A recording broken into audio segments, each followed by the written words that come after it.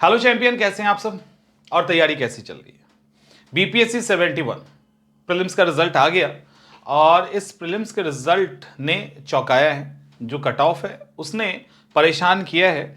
बहुत सारे ऐसे बच्चे हैं जो ऑलरेडी मेंस की तैयारी कर रहे थे, उनका भी नहीं हुआ, और बहुत सारे ऐसे थे जो इंतजार में थे, उनको लग रहा था पता नहीं होगा नहीं होगा, उनका रिजल्ट हो भी गया है। कई ऐसे स्टूडेंट हैं जो बीपीएससी 70 के मेंस का इंतजार कर रहे हैं और 71 का प्रीलिम्स नहीं हुआ। कहने का मतलब यह है कि सिविल सर्विसेज का जो एग्जामिनेशन होता है ये कब आपको चौंका देगा ना, आपको पता नहीं चलेगा। कई ऐसे स्टूडेंट जो ऑलरेडी पहले से 64, 65, 67 ऐसे करके एग्जाम देते आ रहे हैं, उनका एज है, पिछले 2-3 सालों से रिजल्ट ही नहीं आ रहा। कभी क्वेश्चन का लेवल कम हो जाने के कारण, कभी क्वेश्चन का लेवल बढ़ जाने के कारण, कई ऐसे कारण हैं जो ऑलरेडी सिलेक्टेड कैंडिडेट है उनका भी रिजल्ट नहीं आ रहा। तो जरूरी नहीं है कि आईएएस और पीसीएस के अंदर खास करके जब आपका एक बार रिजल्ट हो जाए तो दोबारा हो ही जाए, इसकी कोई गारंटी नहीं है। आप सिलेक्शन लेने के बाद भी प्रीलिम्स नहीं निकाल सकते हैं। इसीलिए कहा जाता है कि यदि आपको मौका मिला है प्रीलिम्स के बाद मेंस लिखने का, तो यह सोचकर हल्के में मत लेना कि इस बार नहीं होगा तो कोई बात नहीं, अगली बार हो जाएगा।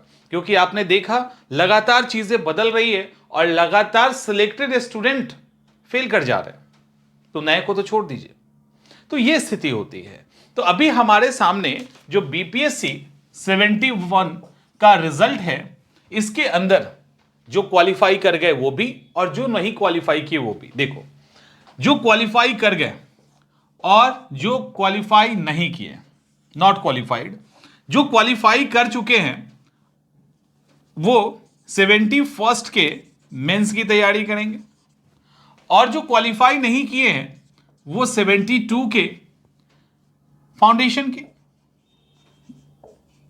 की तैयारी करेंगे, या उनके सामने एईडीओ का एग्जाम होगा, या जिनको नौकरी की जरूरत है वो एसआई का एग्जाम की तैयारी करेंगे। तो ऐसे करके आपके पास कई सारे विकल्प हैं एग्जाम की तैयारी करने का।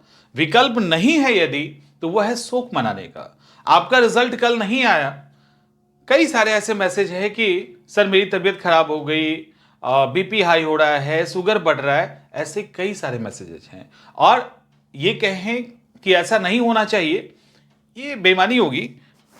क्योंकि जो रिजल्ट का इंतजार करता है शिद्दत के साथ, उसको लगता है कि आ जाएगा, तो उस पर क्या बीतती है वो एज ए स्टूडेंट हम लोग भी भुगत चुके हैं और एज ए स्टूडेंट आप भी भुगत रहे हैं। तो इसको लेकर ये कहना कि नहीं बहुत हिम्मत करो, ठीक है, लेकिन आपके सामने जो परिस्थिति है उसमें आपको खड़ा होना ही पड़ेगा। आपके शोक मनाने का समय चला गया, वो कल का रात था, कल की रात निकल गई, रिजल्ट आया, आपने जो दुख मनाना था वो कर लिया। अब आपको आगे के लिए तैयार होना है। अब देखना है आगे क्या है, या तो आप 71 के मेंस की तैयारी करेंगे या आगे को लेकर जो एग्जामिनेशन उसको लेकर अप्रोच करेंगे। सवाल ये उठता है कि बीपीएससी 71 प्रीलिम्स में जिनका नहीं हुआ उनको अभी क्या करना चाहिए। ये एक सवाल है ना कि अभी क्या करना चाहिए। देखिए, अभी आज जैसे मैं अक्सर, हाँ, जब भी कभी रिजल्ट आता था और उसके बाद जब मैं बोलता था तो उसमें हम ये सजेशन देते थे कि अभी आपके पास समय है मेंस की तैयारी करने का, तो आप सीधा सीधा मेंस की तैयारी कीजिए। लेकिन इस बार परिस्थिति अलग है क्योंकि आगे एक और मौका दिख रहा है। तो इस बार हम ये कहें कि यदि आपने प्रीलिम्स को डिस्क्वालीफाई कर लिया प्रीलिम्स में, तो आप फिर से मेंस की तैयारी करो, क्योंकि मेंस की तैयारी करने का सही समय है। तो ये कहना सही नहीं होगा तब जब आपको एक नौकरी की जरूरत है। यदि आपको एक नौकरी चाहिए और वो कोई भी हो, तभी आपके सामने एईडीओ एक बड़ा मौका है। तो वैसी स्थिति में ये हम सलाह नहीं दे सकते कि आप मेंस की तैयारी को कंटिन्यू कीजिए। ऐसी स्थिति में आपको एईडीओ को लेकर तैयारी करनी चाहिए। इसका प्रीलिम्स है। प्रीलिम्स क्या है? ये मतलब फाइनल एक ही एग्जाम है, पीटी के जैसा होगा, इसलिए मैंने पीटी लिख दिया। तो आपको अभी मेंस को लेकर, अब जिनका नहीं हुआ वो मेंस को भूल जाइए, जिनका नहीं हुआ वो भूल करके एईडीओ में लग जाइए। और भी करना है, एसआई का एग्जाम है उसको भी आप कर सकते हैं। हाँ, जिनको सिर्फ यूपीएससी और पीसीएस ही निकालना है, उनको इसके अलावा दुनिया का कोई एग्जाम नहीं देना है, उनका सपना वही है आईएएस पीसीएस से एसडीएम बनेंगे, तो उनके लिए बहुत बेहतर है कि आप मेंस की तैयारी कीजिए, क्योंकि मेंस की तैयारी करने का ही ये समय है। ये सजेशन मैं इसलिए दे रहा हूं क्योंकि ये हर साल देता हूं, क्योंकि अभी क्या है कि अभी आप मान लो कि आप प्रीलिम्स क्वालिफाई कर गए हो, मेंस एक बहुत टफ चीज है, वो प्रीलिम्स से आप कंपेयर नहीं कर सकते उसका। प्रीलिम्स बिल्कुल अलग फील्ड पे काम करता है, मेंस अलग करता है। हम कई बार इस गलतफहमी में होते हैं, अरे मेरा प्रीलिम्स नहीं होता, प्रीलिम्स हो जाएगा ना तो मेंस तो मेरा हो ही जाएगा। ये इसलिए होता है क्योंकि अभी तक आपने मेंस का एग्जाम नहीं दिया है। मेंस अपने आप में कई गुना भारी होता है प्रीलिम्स से, कई गुना मुश्किल होता है उसके अंदर, और कई सारी चीजें हैं जो आपको तनाव मेंस के दौरान ज्यादा तनाव होगा प्रीलिम्स के कंपेयर में। प्रीलिम्स थोड़ा रिस्की होता है, मेंस रिस्की नहीं होता है, लेकिन मेंस के अंदर और कई सारे फैक्टर्स हैं जो उसको मुश्किल बनाते हैं। तो अभी जिन्होंने एईडीओ का एग्जाम दिया, फॉर्म भरा है, जिन्होंने एसआई का फॉर्म भरा है, तो आपको सीधे सीधे प्रीलिम्स में लग जाना चाहिए, कुछ इधर और उधर मत देखो।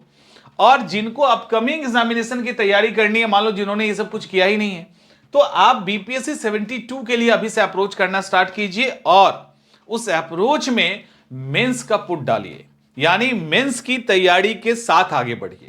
तो आई थिंक मैंने क्लियर कर दिया। जो भी कंफ्यूजन और द्वंद्व चल रहा है, तो वो द्वंद्व और कंफ्यूजन को दूर कर लीजिए। अभी किसी भी स्थिति में जिनको एईडीओ का एग्जाम या एसआई का एग्जाम देना है, क्योंकि वो जैन में होने वाला है, तो हर स्थिति में उनको पूरा का पूरा प्रीलिम्स मोड में ही रहना है, कोई वहां पे इफ और बट नहीं है। लेकिन जिन्होंने इस तरह के फॉर्म नहीं भरे और उनका रिजल्ट नहीं आया, तो आप सीधा सीधा 72 के लिए अप्रोच कीजिए विथ मेंस। और 71 में जो क्वालिफाई कर चुके हैं उनके साथ समस्या यह है आपके साथ कि आप में से आपको भी डर लग रहा होगा कि प्रीलिम्स में ऐसा हुआ, मेंस में ऐसा ना हो जाए। डर लगना स्वाभाविक है, जब तक सिलेक्शन नहीं होता कब विकेट गिर जाएगा प्रीलिम्स मेंस इंटरव्यू में नहीं पता, और कहीं गिरेगा तो फिर से स्टार्ट करनी है। सामने यहां एईडीओ वाला बड़ा मौका है। तो सवाल यह उठता है कि एक तरफ बीपीएससी 71 का मेंस है और दूसरी तरफ एईडीओ का एग्जाम है। यह भी बड़ा ही यक्ष प्रश्न है कि, और इसका जवाब देना भी बड़ा मुश्किल है, हमारे लिए भी मुश्किल है। आपके लिए जिस तरह से तैयारी मुश्किल है, उसी तरह से जवाब देना मुश्किल है। यह अलग बात है कि बीपीएससी मेंस के लिए इस बार अच्छा खासा मौका मिला है, लेकिन दूसरी तरफ इतना भी समय नहीं मिल गया है कि आप इसके साथ साथ किसी प्रीलिम्स जो आपके तैयारी के मतलब उसके सिलेबस के अकॉर्डिंग नहीं है। कहने का मतलब कि एईडीओ का प्रीलिम्स क्या है, एईडीओ के प्रीलिम्स या एईडीओ का जो एग्जाम एक होने वाला है, उसके अंदर मैथ है, रीजनिंग है, इंग्लिश है, हिंदी है, और उसके अलावा जीएस है। तो जीएस तक तो ठीक है, जीएस को आपने प्रीलिम्स में पढ़ा है, लेकिन मैथ और रीजनिंग को उस अप्रोच पे नहीं पढ़ा है। तो सवाल ये उठता है कि मेंस की तैयारी करें या एईडीओ की तैयारी करें। ये भी एक बड़ा सवाल है ना, क्योंकि जब अभी क्या हुआ कि जब रिजल्ट आया, बहुत सारे ऐसे थे जिनको लग रहा था कि मेरा नहीं हो पाएगा, तो वो एईडीओ की तैयारी कर रहे थे। अब एईडीओ की तैयारी करते करते उनका रिजल्ट आ गया। अब द्वंद्व में कि अब क्या करें, मेंस या एईडीओ। देखो, अब सवाल यहां पे बड़ा ही कमाल की चीजें फंसी है कि अब मेंस या एईडीओ। अब लिटरली आपके पास एक एक एग्जाम है। ठीक से देखिए और अच्छे से समझिए इस बात को। अब आपके पास एक एक एग्जाम है, एक एग्जाम एईडीओ में और एक ही एग्जाम बीपीएससी मेंस का। इंटरव्यू को हम लोग छोड़ के चलते हैं, मेंस जिसका अच्छा चला जाता है इंटरव्यू में सिलेक्शन ऑलमोस्ट हो ही जाता है। तो मेंस अगर बढ़िया चला गया तो फिर इंटरव्यू का ज्यादा टेंशन नहीं है, थोड़े भी मार्क्स मिलेंगे तो आपका सिलेक्शन हो जाएगा। यहां भी एक एग्जाम, यहां भी एक एग्जाम, जो पोस्ट है उसका लेवल, आपकी जो तैयारी का अप्रोच, आपका टेम्परामेंट, या आप जिस सिलेबस पे तैयारी किए हैं, तो वहां पे ये ज्यादा फिट बैठता है, ये फिट नहीं बैठता है। तो कहीं ना कहीं एक कुर्बानी तो आपको देनी पड़ेगी। बीपीएससी 71 का प्रीलिम्स रिजल्ट जिनका भी आ गया, एक कुर्बानी तो आपको देनी पड़ेगी। और मुझे नहीं लगता कि वो कुर्बानी ये होनी चाहिए मेंस की तैयारी, नहीं।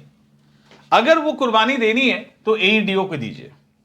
एईडीओ और बीपीएससी 71 मेंस में किसी एक को छोड़ना पड़े ना, तो आप मेरे हिसाब से एईडीओ को छोड़ना पसंद कीजिएगा, इसको नहीं, क्योंकि इसके पीछे भी तर्क है। यदि आप कोर सिविल सर्विस एस्पिरेंट हैं, यदि कोर सिविल सर्विस की तैयारी करने वाले हैं, तो यहां आपको डेफिनेटली दिक्कत होने वाली है।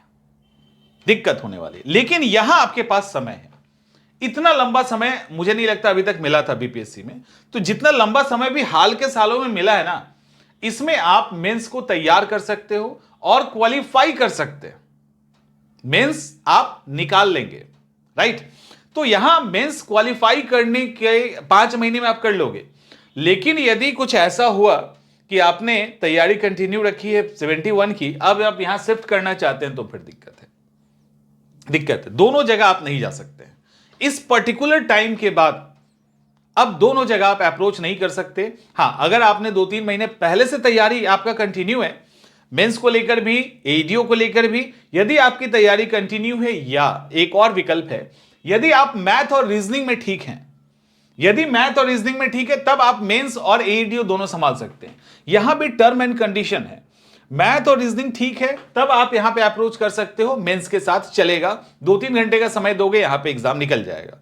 लेकिन अगर मैथ और रीजनिंग में दिक्कत है, फिर सेक्रीफाइस करना है आपको, इसको एईडीओ को आपको छोड़ना पड़ेगा, आप इसके साथ अप्रोच कीजिए। आई थिंक सारे सवालों का जवाब मिल गया। और जिनका नहीं हुआ, बड़ा ही दुर्भाग्य है, और इस बार तो आप लोगों को एक्स्ट्रा एज भी मिला था, अब तो वो भी नहीं मिलने वाला है। तो वैसी स्थिति में उसमें भी जिनके भी सपने टूटे हैं, क्योंकि पैटर्न चेंज हुआ था, तो इसका निगेटिव इंपैक्ट देखने को मिलता है। जब होता क्या है, कारण क्या है कि जब भी क्वेश्चन इस तरह से पूछे जाते हैं, तो सबसे ज्यादा नुकसान किसी को होता है, तो जो एक्सपीरियंस्ड स्टूडेंट होते हैं या जो लंबे समय से तैयारी कर रहे होते हैं ना, उनको सबसे ज्यादा नुकसान होता है। क्योंकि ये उतने लंबे समय से तैयारी करते आ रहे होते हैं ना, और बार बार फेल होते रहते हैं, तो कॉन्फिडेंस लेवल इतना लो हो जाता है कि रिस्क लेना, अटेम्प्ट लेना में डरते हैं। समझ में आ रहा है? पहली बात, अटेम्प्ट लेने में डरते हैं, और डर के अटेम्प्ट लेने में जो जहां कहीं थोड़ा बहुत लेते भी हैं, वहां सिली मिस्टेक हो जाता है।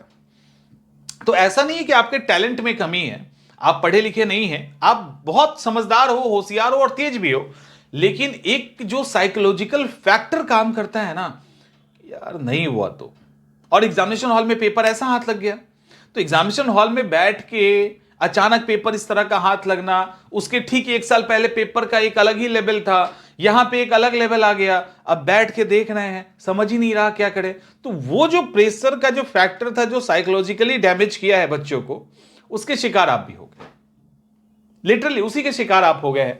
तो वैसी स्थिति में बहुत ज्यादा खुद को ब्लेम नहीं देना है, अपने आप को थोड़ा सा संतावना दीजिए कि सिलेबस ही चेंज हो गया, पैटर्न चेंज हो गया, तो इसमें हम क्या कर सकते हैं, दुर्भाग्य। अब जब आपका रिजल्ट नहीं आया और ये लास्ट अटेम्प्ट है, तब आप किस्मत को खींच के लेके आइए कहीं से। नहीं भी अगर लाना चाहते हो तो लेके आओ, क्योंकि अब ये किस्मत वाला फॉर्मूला ही आपको सेटिस्फाइड कर सकता है। यार मेरे किस्मत में ही नहीं था, नहीं हो पाया, तब तो इसी कारण तो बार बार सिलेबस चेंज होता चला गया, सिलेबस क्वेश्चन पैटर्न चेंज होता चला गया, लगता है नहीं था। अब ये आपको जरूरत है इसकी, अब ऊपर वाले की जरूरत है। लेकिन जिसका अटेम्प्ट बचा है, उसको किस्मत और ऊपर वाले की अभी जरूरत नहीं है, अटेम्प्ट जाने के बाद जरूरत पड़ती है संतावना के लिए, और कुछ नहीं है। तो आपको हिम्मत रखनी होगी, आगे बहुत सारी चीजें हैं, बहुत सारे मौके हैं, और जरूरी थोड़ी है कि सरकारी नौकरी है, कुछ ना कुछ तो अच्छा होगा ही। तो इसको लेकर परेशान नहीं होना है, तैयारी जम के कीजिए, और किसी को भी कोई दिक्कत हो तो बताइए, उसको सॉर्ट आउट किया जाएगा।